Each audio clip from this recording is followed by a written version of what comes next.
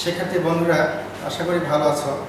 আজকে তোমাদের সামনে আমি আবার উপস্থিত হয়েছি। আজকে আমি দ্বাদশ শ্রেণীর হিসাব বিজ্ঞান দ্বিতীয় পত্র থেকে অংশীদারি ব্যবসায় আলোচনা করব। শ্রেণী দ্বাদশ, হিসাব বিজ্ঞান দ্বিতীয় পত্র, অধ্যায় দ্বিতীয়, বিষয়বস্তু অংশীদারি ব্যবসায়। তো অংশীদারি ব্যবসায় কি, এটি একটু আলোচনা করে নেই। অংশীদারি ব্যবসা বলতে আমরা কি বুঝি? দুই বা ততোধিক ব্যক্তি স্বেচ্ছায় চুক্তিবদ্ধ হয়ে কোনো মুনাফা অর্জনের উদ্দেশ্যে কোনো বৈধ ব্যবসা পরিচালনা করলে তাকে আমরা অংশীদারি ব্যবসায় বলি। অংশীদারি ব্যবসা হলো দুই বা ততোধিক ব্যক্তি স্বেচ্ছায় চুক্তিবদ্ধ হয়ে মুনাফা অর্জনের উদ্দেশ্যে কোনো বৈধ ব্যবসা পরিচালনা করলে তাকে আমরা অংশীদারি ব্যবসায় বলি। অংশীদারি ব্যবসায় বাংলাদেশে 1932 সালে অংশীদারি আইন অনুযায়ী পরিচালিত হয়। এই অধ্যায় থেকে আমরা যা জানতে পারবো অংশীদারি ব্যবসায় কি তা শিক্ষার্থী বলতে পারবে। অংশীদারি ব্যবসায়ের যে উপাদান রয়েছে, উপাদানসমূহ ব্যাখ্যা করতে পারবে। লাভ ক্ষতি আবন্টন হিসাব তৈরি করে অংশীদারদের মুনাফার অংশ নির্ণয় করতে পারবে। তাহলে আমরা প্রথমে অংশীদারি ব্যবসায় কি সেটা আমরা আলোচনা করেছি। এখানে দুই বা ততোধিক ব্যক্তি মুনাফা অর্জনের উদ্দেশ্যে স্বেচ্ছায় চুক্তিবদ্ধ হয়ে কোনো বৈধ ব্যবসা পরিচালনা করলে তাকে আমরা অংশীদারি ব্যবসায় বলবো। অংশীদারি ব্যবসার উপাদানগুলো কি, উপাদানগুলো আমরা আলোচনা করব পর্যায়ক্রমে। আর ব্যবসা করে যে লাভ বা ক্ষতি হবে, সেই লাভ বা ক্ষতি অংশীদারদের মধ্যে চুক্তি অনুযায়ী নাকি মানে যে শর্ত থাকবে সেই শর্ত অনুযায়ী কীভাবে আমরা ভাগ করব, সেই ভাগগুলো আমরা দেখাবো। তো আমি একটু আলোচনা করি অংশীদারদের উপাদান সমূহ, ব্যবসায়ের উপাদান।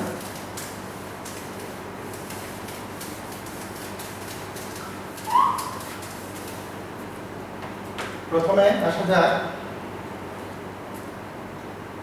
অংশীদারি ব্যবসায়ের উপাদান।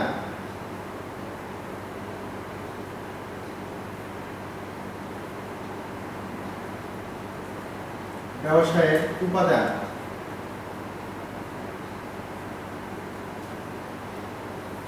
অংশীদারি ব্যবসায়ের উপাদানগুলো কি কি? উপাদানের মধ্যে আমরা প্রথমে দেখব সদস্য সংখ্যা। সংজ্ঞাতে আমরা পেয়েছি দুই বা ততোধিক ব্যক্তি স্বেচ্ছায় চুক্তিবদ্ধ হয়ে যে ব্যবসা পরিচালনা করে সেটিকে বলা হয় অংশীদারি ব্যবসায়। এখানে দুই বা ততোধিক ব্যক্তি বলতে আমরা কি বুঝি? দুই বা ততোধিক ব্যক্তি হচ্ছে সদস্য সংখ্যা এখানে সর্বনিম্ন 2 জন হবে এবং সাধারণ ব্যবসার ক্ষেত্রে সর্বোচ্চ 20 জন এবং ব্যাংকিং ব্যবসার ক্ষেত্রে 10 জন। তাহলে আমরা এখানে সদস্য সংখ্যা বলতে পারি যে একটি অংশীদারি ব্যবসায়ের সর্বনিম্ন সদস্য সংখ্যা হবে 2 জন, সাধারণ ব্যবসায়ের ক্ষেত্রে সর্বোচ্চ 20 জন এবং ব্যাংকিং ক্ষেত্রে সর্বোচ্চ 10 জন। তাহলে সদস্য সংখ্যা অংশীদারি ব্যবসায়ের একটি গুরুত্বপূর্ণ উপাদান। এরপর রয়েছে চুক্তি। 2 নম্বর রয়েছে চুক্তি। অংশীদারি ব্যবসায়ের আরেকটি উপাদান হলো চুক্তি। চুক্তি অনুযায়ী অংশীদারি ব্যবসায়টা হতে হবে। এই চুক্তিটা 2 ধরনের হতে পারে, মৌখিকও হতে পারে, লিখিতও হতে পারে। তো ভবিষ্যতে কোনো সমস্যা এড়ানোর জন্য আমাদের লিখিত চুক্তিটাই বেশি গ্রহণযোগ্য। তো সেজন্য চুক্তি লিখিত অথবা মৌখিক উভয়টি হতে পারে, তবে মৌখিকের চেয়ে লিখিত চুক্তিটাই বেশি উপযোগী। এরপর রয়েছে ব্যবসায়। ব্যবসায় এটি হচ্ছে অংশীদারি ব্যবসায় আরেকটি উপাদান। ব্যবসায় হচ্ছে ব্যবসায় বৃত্তি বা পেশা, অর্থাৎ কোনো ব্যবসা যদি না থাকে, কোনো পেশা যদি না থাকে তাহলে কোনো অংশীদারি ব্যবসায় হবে না। সেজন্য যে কোনো বৈধ ব্যবসা থাকতে হবে। এই ব্যবসায় এটিও একটি অংশীদারি ব্যবসায়ের উপাদান। এরপর রয়েছে ব্যবসায় পরিচালনা। ব্যবসায় পরিচালনা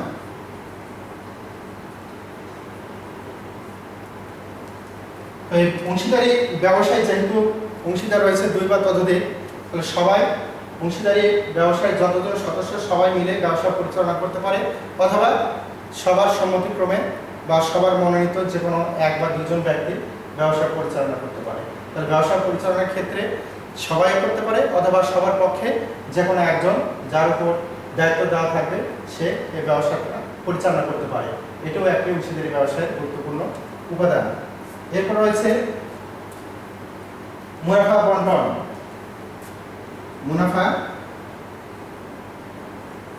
মুনাফা বন্টন, যেহেতু অংশীদারি ব্যবসার উদ্দেশ্য হচ্ছে মুনাফা অর্জন করা, সেজন্য মুনাফা অর্জন করার জন্য ব্যবসা গঠিত হয়, এবং এই অর্জিত মুনাফাটা অংশীদারদের মধ্যে কিভাবে বন্টন হবে সেই বন্টনটা চুক্তিতে লিখিত থাকতে হবে। তাদের মূলধন অনুপাতে অথবা যে অনুপাতে এই ব্যবসাটা পরিচালিত হবে সেই অনুপাতে আমরা মুনাফাটা, যে অর্জিত মুনাফা হবে সেটা অংশীদারদের মধ্যে বন্টন করে দেব। এই মুনাফা বন্টন এটিও একটি অংশীদারি ব্যবসায়ের উপাদান। এরপর রয়েছে 6 নম্বর অসীম দায়। অসীম দায়, অংশীদারি ব্যবসায়ের দায় অসীম।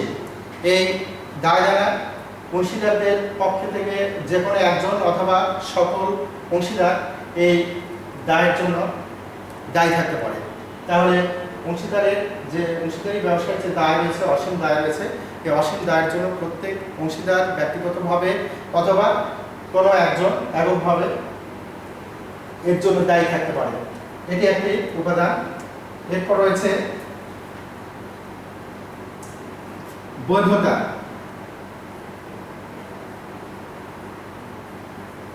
বৈধতা অর্থাৎ আমরা যে ব্যবসাটা করব সেটা অবশ্যই দেশের প্রচলিত আইনে বৈধ হতে হবে, অবৈধ কোনো ব্যবসা পরিচালনা করা যাবে না। তাহলে বৈধতাও এটি একটি অংশীদারি ব্যবসায়ের উপাদান।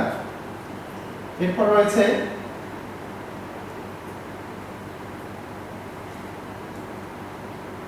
স্বেচ্ছাচার।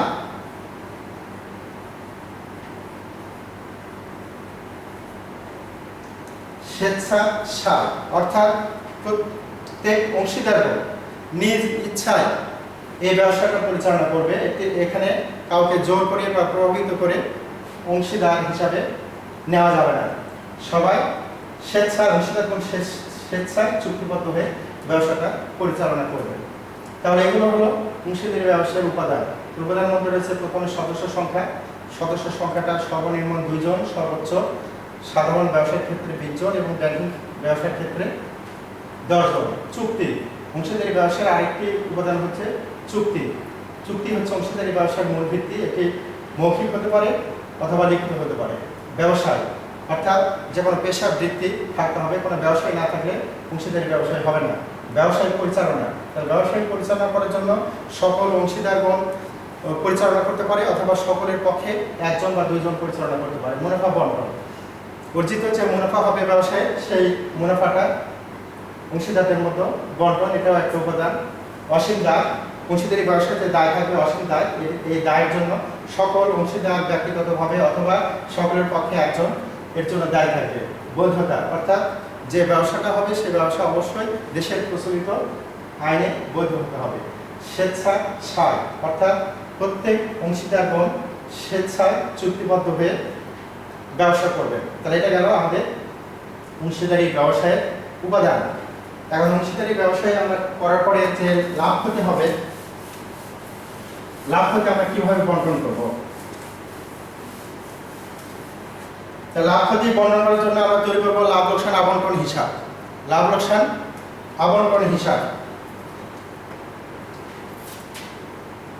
লাভ লোকসান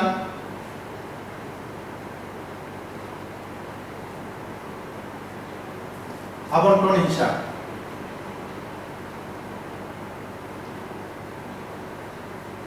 লাভ লোকসান আবন্টন হিসাব বলতে আমরা কি বুঝি? তাহলে অংশীদারি ব্যবসায়ের বন্টনযোগ্য লাভ বা ক্ষতি, অংশীদারি ব্যবসায় পরিচালনা করে যে বছর শেষে বন্টনযোগ্য লাভ হবে অথবা ক্ষতি হবে, সেই বন্টনযোগ্য লাভ বা ক্ষতি চুক্তির শর্ত বা আইনের বিধান অনুযায়ী আমরা যে হিসাবের মাধ্যমে অংশীদারের মধ্যে বন্টন করে দেব বা ভাগ করে দেব, তাকেই বলবো আমরা লাভ লোকসান আবন্টন হিসাব। তাহলে আবন্টন হিসাবটা হলো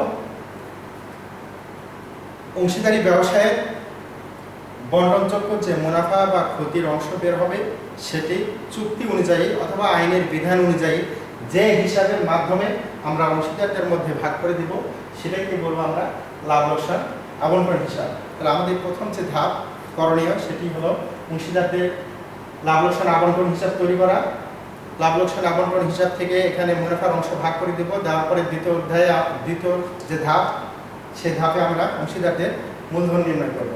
তাহলে প্রথমে আমরা লাভ লোকসান আবন্টন হিসাব আমরা কিভাবে তৈরি করবো তার একটা নির্দিষ্ট ছক আছে। ছকটা দেখে নাও। লাভ লোকসান আবন্টন হিসাব এটা আমরা হেডলাইন দিলাম। এখানে দুটা অংশ হবে, ডেবিট অংশ আর ক্রেডিট অংশ।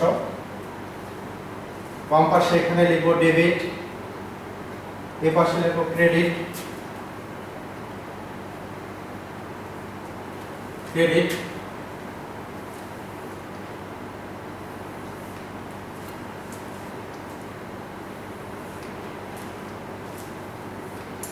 তাহলে আমাদের লাভ লোকসান আবন্টন হিসাবের নির্ধারিত ছক।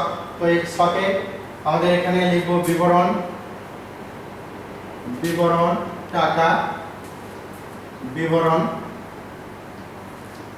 টাকা, প্রথমে প্রশ্নের যে বিগত বছরের মুনাফা দেওয়া থাকবে সেই মুনাফাটা আমরা এই লাভ লোকসান আবন্টন হিসাবের ক্রেডিট পার্শ্বে লিখবো। লাভ লোকসান হিসাব আমরা প্রথমে হেডলাইন দিব লাভ লোকসান হিসাব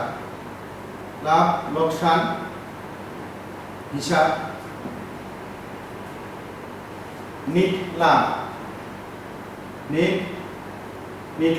লাভ যেটা দেওয়া থাকবে সেটা আমরা এখানে লিখব। প্রশ্নে দেওয়া থাকবে নিট লাভ লোকসান হিসাব, এটা বিগত বছরের যে মুনাফা হয়েছে সেই মুনাফাটা আমরা প্রথমে ক্রেডিট পার্শ্বে লিখব। আর যদি মুনাফা না হয়ে ক্ষতির পরিমাণ দেওয়া থাকে তাহলে আমরা এখানে লিখবো ডেবিট পার্শ্বে লাভ লোকসান হিসাব, আমরা লিখবো নিট ক্ষতিটা আমরা লিখবো ডেবিট পার্শ্বে। এরপর ক্রেডিট পার্শ্বে আসবে অংশীদারদের উত্তোলনের সুদ। তো এই উত্তোলনের সুদটা যেহেতু আমাদের এর পরবর্তী যে ধাপ মূলধন হিসাবে নিয়ে যেতে হবে, সেজন্য আমাদের হেডলাইন দিতে হবে অংশীদারদের মূলধন হিসাব।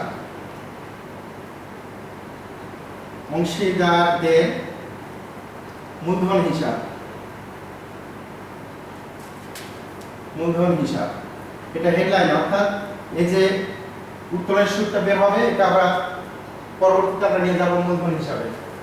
এখানে লিখব উত্তোলনের সুদ।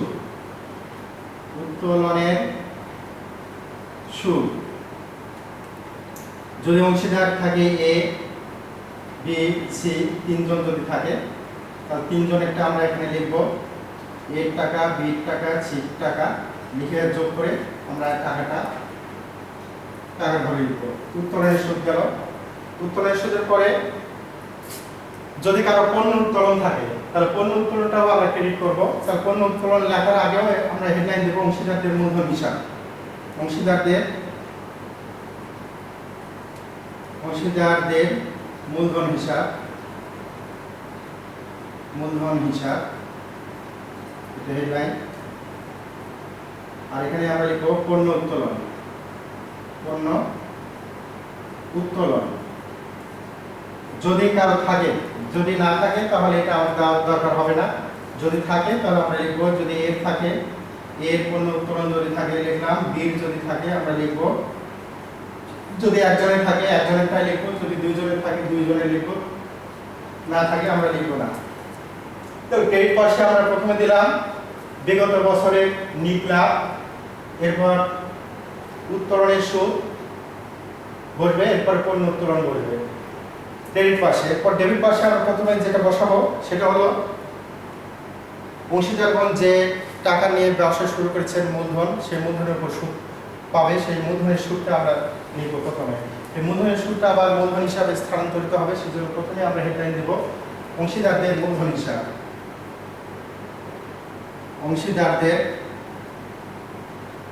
হিসাব।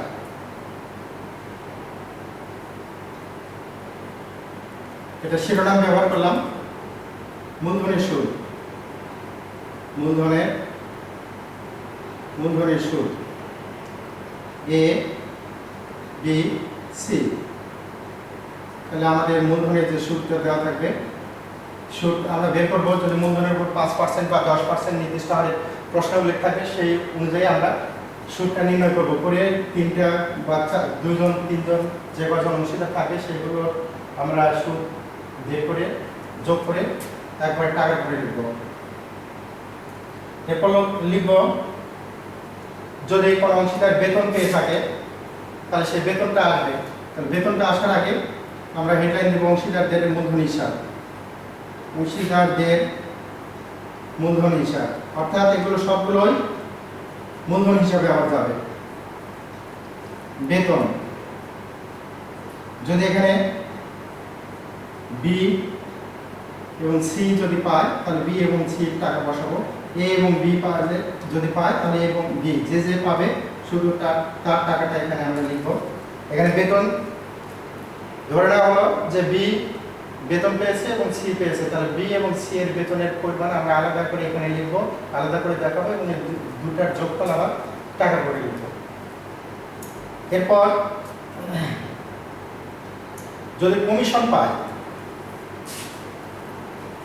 যদি শুধু এ পায় তাহলে একজনের নাম দেবো, যদি দুইজন পায় তাহলে অংশীদারদের মূলধন হিসাব লিখব।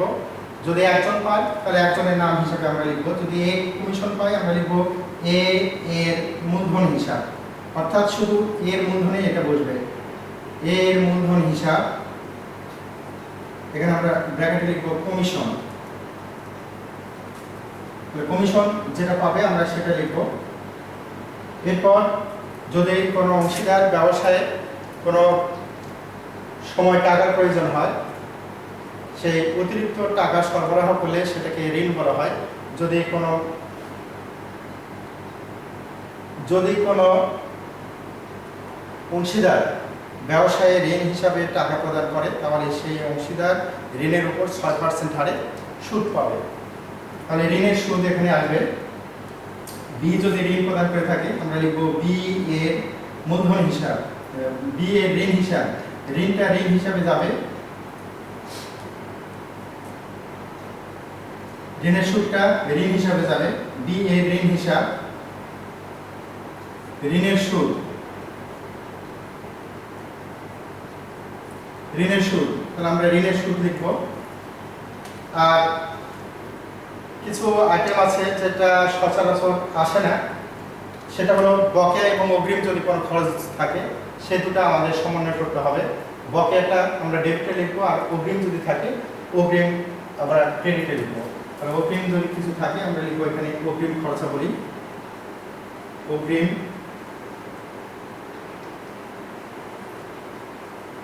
খরচাবলী। এখানে যদি কিছু থাকে তাহলে সেটা লিখবো, না থাকলে দরকার হবে না। আর বকেয়া খরচ যদি কিছু থাকে আমরা লিখবো বকেয়া খরচ, কিছু থাকলে আমরা সেটা লিখবো। লেখার পরে আমরা দেখবো যে কোন দিকে টাকার যোগফল বেশি হয়। আমরা সচরাচর দেখবো যে লাভ লোকসান হিসাবে যেহেতু আগে থেকে নেট লাভ দেওয়া থাকে, আমরা ধরে নেব যে 8% টাকাটাই বেশি হবে। যদি লাভ দেওয়া থাকে তাহলে ক্রেডিটের যোগফলটাই আমরা বেশি পাবো। তাহলে ক্রেডিটের যোগফলটা আগে করে নিব, ক্লোজ করে দেব। এই একই সোজা আমরা ক্রেডিটের যোগফল এখানে লিখব, এখানটা ক্লোজ করে দেব। দেওয়ার পর আমরা এই ডেবিটের যে টাকাটা আছে টাকাগুলো বাদ দেব। বাদ দিলে আমরা এখানে উদ্বৃত্ত পাবো। যে উদ্বৃত্ত পাবো এটা হলো নিট লাভ। এই নিট লাভটা এখন অংশীদারদের মধ্যে ভাগ করে দেব।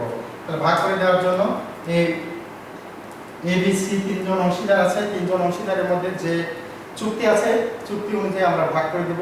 তো ভাগ করে দিয়ে এই মুনাফার অংশটা যেহেতু আবার মূলধনে চলে যাবে সেজন্য আমরা শিরোনাম ব্যবহার করব অংশীদারদের মূলধন হিসাব। অংশীদারদের মূলধন হিসাব, মূলধন হিসাব। এটা আমরা ভাগ করব মুনাফার অংশ, মুনাফার অংশ এ বি সি।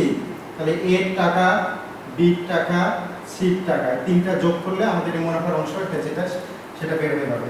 তাহলে এটা হলো আমাদের লাভ লোকসান আবন্টন হিসাব। আরেকবার দেখো, আমরা লাভ লোকসান আবন্টন হিসাবে প্রথমে বিগত বছরের যে লিখলাম সেটা ক্রেডিটে লিখব, এরপর অংশীদারদের যে উত্তোলন থাকবে উত্তোলনের উপর সুদ ধরার যে বিধান থাকবে, সুদ 5% বা 10% হারে, সুদের আবার বিভিন্ন ধরন আছে, সেটা আমরা পরে আলোচনা করব। তো সুদটা আমরা লিখবো উত্তোলনের সুদ, আর কোনো অংশীদার যদি পণ্য উত্তোলন করে পণ্য উত্তোলনটা লিখবো, আর অগ্রিম কোনো খরচ, অগ্রিম বেতন, অগ্রিম কোনো বিমা প্রিমিয়াম বা অন্য কোনো খরচ যদি থাকে তাহলে অগ্রিমটা আমরা ক্রেডিট পার্শ্বে লিখবো। তো ক্রেডিট পার্শ্বে লেখার পরে ডেবিট পার্শ্বে লিখবো অংশীদারদের যে মূলধন আছে, মূলধনের উপর যে সুদ ধার্য করতে হবে সেই সুদ, মূলধনের সুদ লিখবো, বেতন লিখবো, যদি বলা থাকে বেতন পাবে সেগুলো লিখবো। এরপর লিখবো কমিশন, যদি কোনো অংশীদার কমিশন পায় কমিশনটা লিখবো।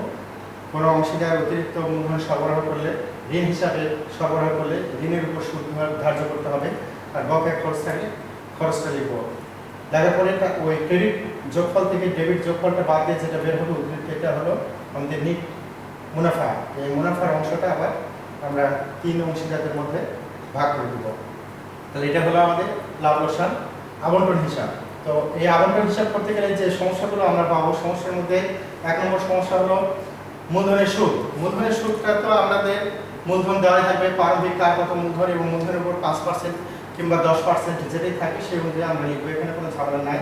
বেতন, কোন কোন অংশীদার বেতন পাবে সেটা উল্লেখ থাকবে প্রশ্নে, সেই অনুযায়ী আমরা বেতন দিব। যদি মাসে 2000 টাকা করে বেতন পাই তাহলে 12 গুণ 24,000 টাকা, যদি 1000 টাকা করে বেতন পাই তাহলে 12 মাসে 12,000 টাকা।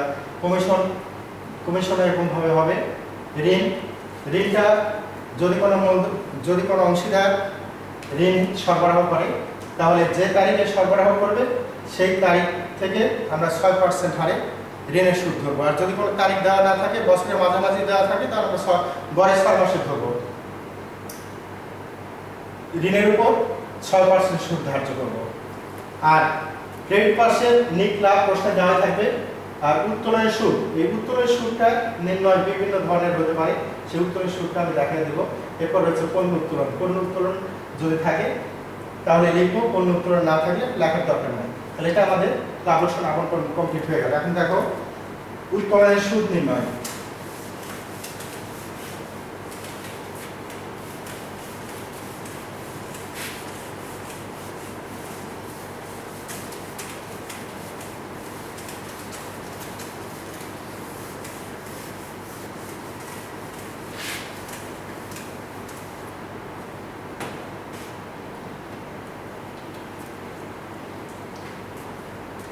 উত্তোলনের সুদ নির্ণয়।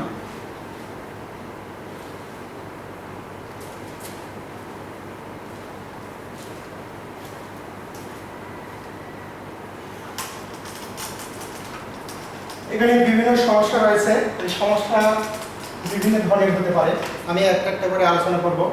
প্রথমে আমরা দেখব 1 নাম্বার, যদি কোনো তারিখ উল্লেখ না থাকে, অংশীদারদের মোট উত্তোলনের পরিমাণ যদি দেওয়া থাকে, সারা বছরে একটি অংশীদারি ব্যবসায়ের ক, খ, গ 3 জন অংশীদার, তারা সারা বছরে 5,000, 10,000 বা 8,000 টাকা করে উত্তোলন করে, এরকম যদি মোট পরিমাণ দেওয়া থাকে এবং কোনো তারিখ না দেওয়া থাকে, তাহলে সেই ক্ষেত্রে আমরা উত্তোলনের সুদ ধরব গড়ে 6 মাসে।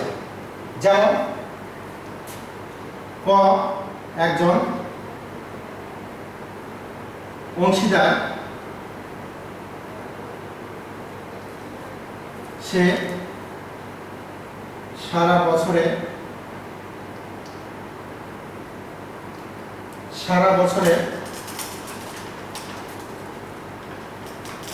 10,000 টাকা উত্তোলন করেন।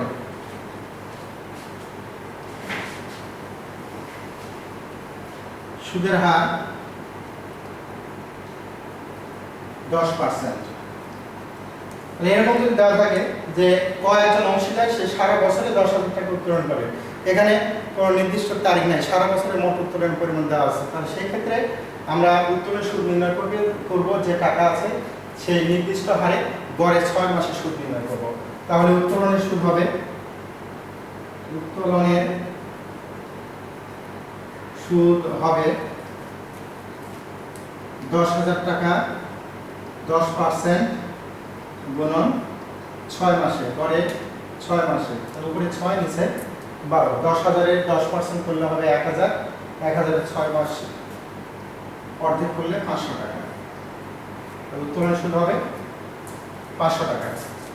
তাহলে এটা একটা নিয়ম গেল।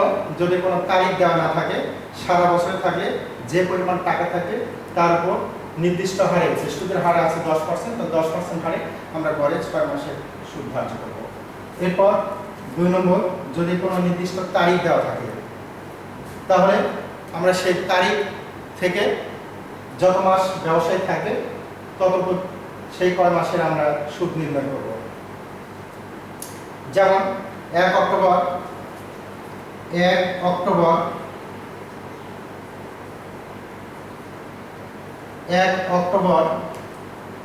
10% সুদে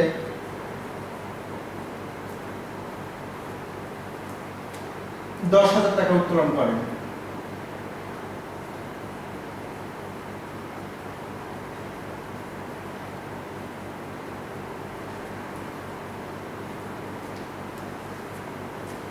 এখানে বলা হয়েছে 1 অক্টোবর 10% সুদে 10,000 টাকা উত্তোলন করে।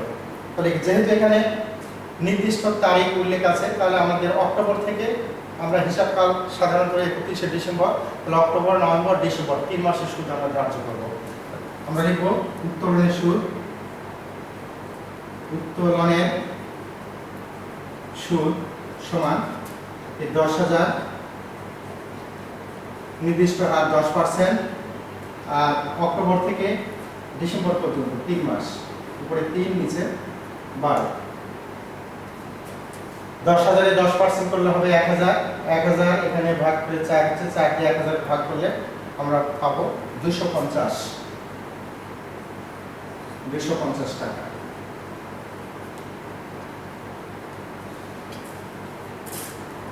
তাহলে দুটো পদ্ধতি গেল। যে সারা বছর যদি কোনো তারিখ উল্লেখ না থাকে, তো সেক্ষেত্রে আমরা গড়ে 6 মাসের করব নির্দিষ্ট হারে, অর্থাৎ 10% হারে। এখানে 1 অক্টোবর 10% হারে 10,000 টাকা উত্তোলন করেছে, তাহলে যে তারিখ থেকে উত্তোলন করেছে ঠিক সেই তারিখ থেকে আমরা হিসাব করতে করবো। এখানে 3 মাস, তাহলে উপরে 3 নিচে 12, তাহলে এই ক্ষেত্রে 10,000 টাকা 10% 3 মাসের আমরা নির্ণয় করলাম 250 টাকা। তারিখ দেওয়া আছে। এখন তারিখ যদি দেওয়া না থাকে, আবার অন্যভাবে থাকতে পারে, যেমন অংশীদার প্রতি মাসের 1 তারিখে উত্তোলন করে, কেউ প্রতি মাসে উত্তোলন করে, অথবা কেউ প্রতি মাসের শেষে উত্তোলন করে, তাহলে কিন্তু আবার আলাদা হবে। তাহলে সেই ক্ষেত্রে আমাদের অন্য নিয়ম হবে। আমরা এখন দেখব প্রতি মাসের 1 তারিখে যদি অংশীদার কোন উত্তোলন করে,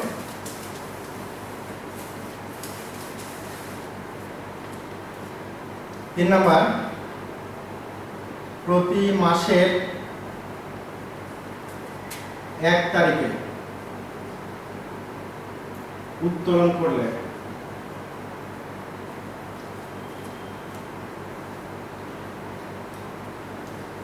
যদি কোনো অংশীদার প্রতি মাসের 1 তারিখে উত্তোলন করে, তাহলে তার উত্তোলিত টাকার উপর গড়ে 6 মাসের সুদ, তাহলে 1 তারিখ উত্তোলন করলে গড়ে 6.5 মাসের সুদ ধার্য করতে হবে। প্রতি মাসে 1 তারিখে উত্তোলন করা হবে, 6.5 মাসের সুদ আমরা ধার্য করব। যেমন করিম প্রতি মাসের 1 তারিখে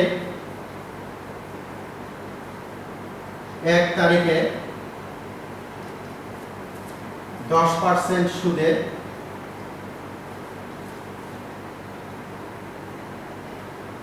800 টাকা করে উত্তোলন করেন, 800 টাকা করে উত্তোলন করেন।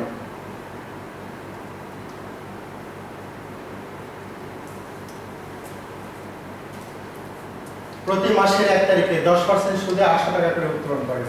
তাহলে এখানে যে টাকার পরিমাণ আছে নির্দিষ্ট হারে আমরা 6.5 মাসের সুদ ধার্য করব। তাহলে উত্তোলনের সুদ, উত্তোলনের সুদ সমান 800 টাকা 10% হার গুণন 6.5, এটা মাস, 6.5 মাসের আমরা করব। 800 গুণন 10% গুণন 6 × 12 13/2। এখানে আমাদের হচ্ছে 800 10% করলে 80, 80 2 দিয়ে ভাগ করলে 40, 40 আর 13 গুণ করলে 4 × 52 520 টাকা, 520 টাকা। আমরা বুঝতে পারলাম যে প্রতি মাসে যদি 1 তারিখে উত্তোলন করা হয় তাহলে যে উত্তোলিত টাকা হবে সেই উত্তোলনের নির্দিষ্ট হারে 6.5 মাসের সুদ ধার্য করব। এরপর যদি প্রতি মাসের মাঝামাঝি অথবা প্রতি মাসে উত্তোলন করে তাহলে সেই ক্ষেত্রে উত্তোলনের উপর 6 মাসের সুদ ধার্য করব। প্রতি মাসে বা মাঝামাঝি সময়, প্রতি মাসের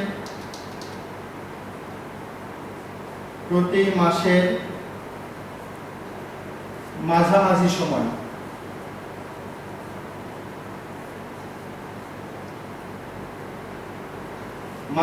সময় উত্তোলন করলে প্রতি মাসে অথবা প্রতি মাসের মাঝামাঝি সময়, এই ক্ষেত্রে উত্তোলন করলে আমরা গড়ে সুদ ধরবো 6 মাসের, এটা 6 মাসের। আর প্রতি মাসে 1 তারিখে উত্তোলন করলে এটা হয় 6.5 মাস। যেমন যদি আমরা লিখি ফারহান 10% হারে প্রতি মাসে 600 টাকা করে উত্তোলন করে।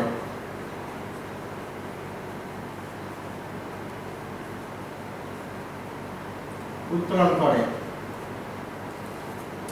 10% হারে প্রতি মাসে 600 টাকা করে উত্তোলন করে, তাহলে উত্তোলনের সুদ 600 গুণন 10% গুণন 6, তো 6 মাসে আমরা বের করব।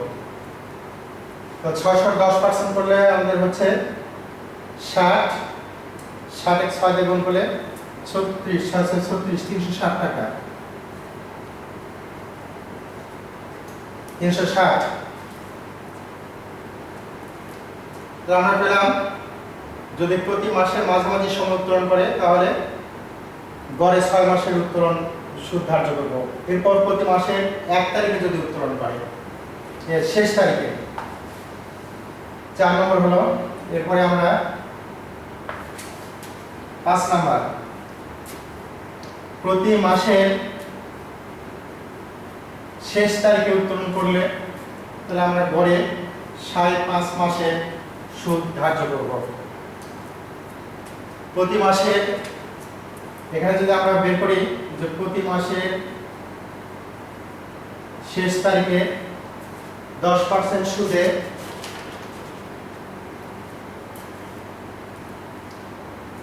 500 টাকা করে উত্তোলন করে।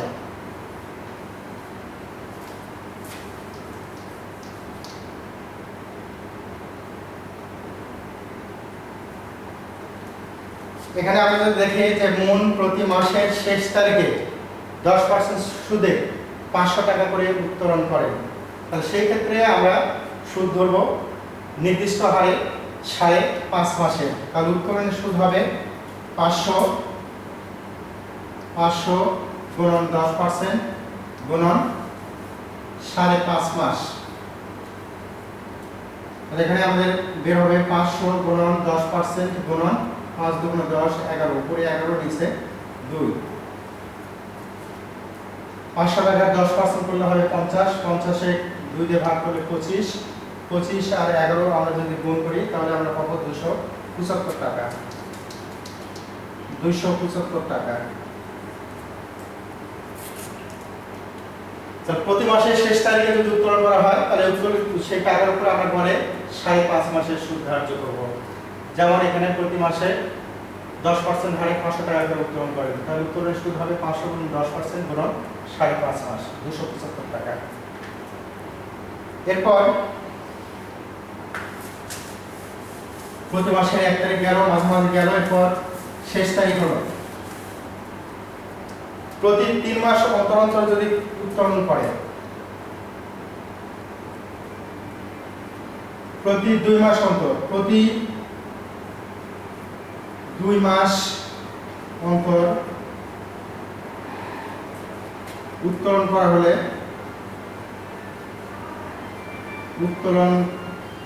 হলে,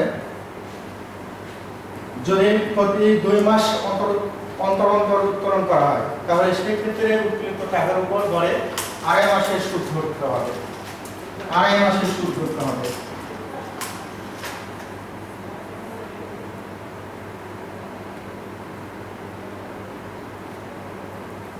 যেমন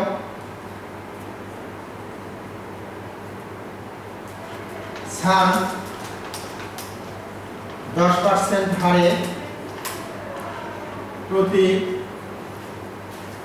2 মাস অন্তর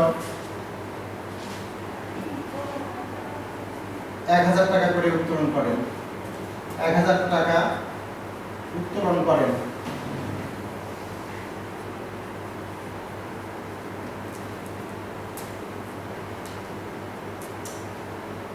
তাহলে 10% হারে প্রতি 2 মাস অন্তর 1000 টাকা উত্তোলন করে। তাহলে সেই ক্ষেত্রে উত্তোলনের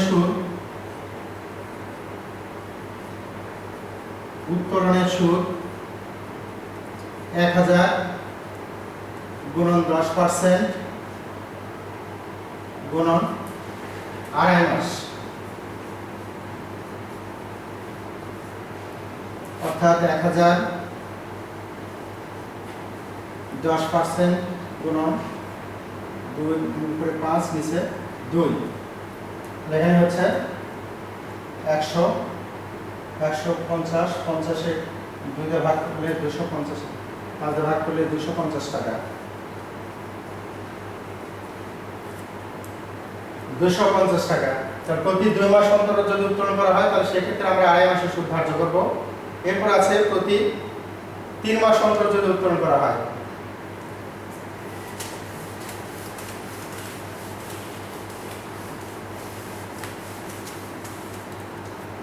আমাদের শেষ যে ধাপ সেটা হলো প্রতি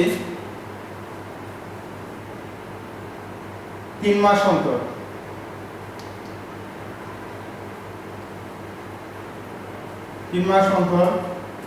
উত্তোলন করা হলে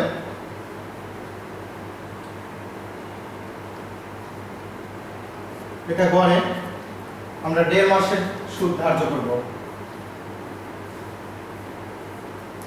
গড়ে আমরা 1.5 মাসের সুদ ধার্য করব।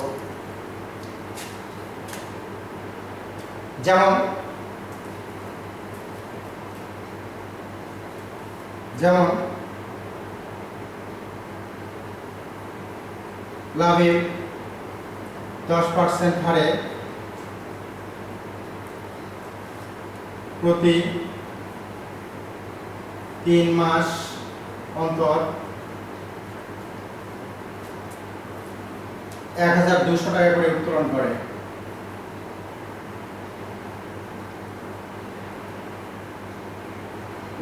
করে। প্রতি 3 মাস অন্তর, সেক্ষেত্রে সুদ হবে 1200 গুণন 10% গুণন 1.5 মাস,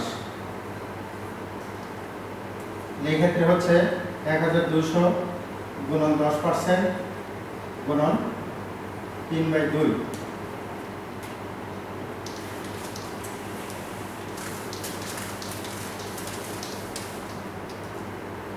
এখানে 10% করলে হবে 120, 120 এর 2 দিয়ে ভাগ করলে 60, 318, 180 টাকা। 180 টাকা। এইভাবে আমরা উত্তোলনের সুদ নির্ণয় করব। তাহলে আর একবার দেখো, আমি প্রথম থেকে একটু দেখিয়ে দিই।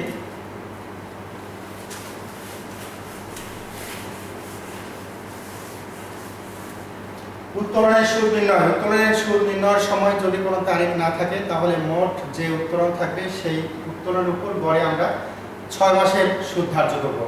এটা 1 নম্বর গেল। 2 নম্বর, যদি কোনো নির্দিষ্ট তারিখ দেওয়া থাকে তাহলে সেই তারিখ থেকে আমরা শেষ পর্যন্ত বছরের 31শে ডিসেম্বর পর্যন্ত আমরা নির্দিষ্ট হারে সুদ নির্ণয় করব। 2 নম্বর গেল। 3 নম্বর, যদি কোনো অংশীদার প্রতি মাসের 1 তারিখে উত্তোলন করে তাহলে সেই ক্ষেত্রে মাসে যে উত্তোলন সেই উত্তোলনের উপর নির্দিষ্ট হারে গড়ে 1 তারিখে উত্তোলন করা হলে 6.5 মাস, 6.5 মাস, 6.5 মাসের আমরা সুদ ধার্য করব। 4 নম্বরে, যদি প্রতি মাসে অথবা প্রতি মাসের মাঝামাঝি সময়ে উত্তোলন করা হয় তাহলে যে উত্তোলন করা হবে সেই টাকার উপর নির্দিষ্ট হারে আমরা 6 মাসের সুদ ধার্য করব। 5 নম্বর, যদি কোনো অংশীদার প্রতি মাসের শেষ তারিখে উত্তোলন করে তাহলে সেই ক্ষেত্রে নির্দিষ্ট হারে আমরা 5.5 মাসের সুদ নির্ণয় করব।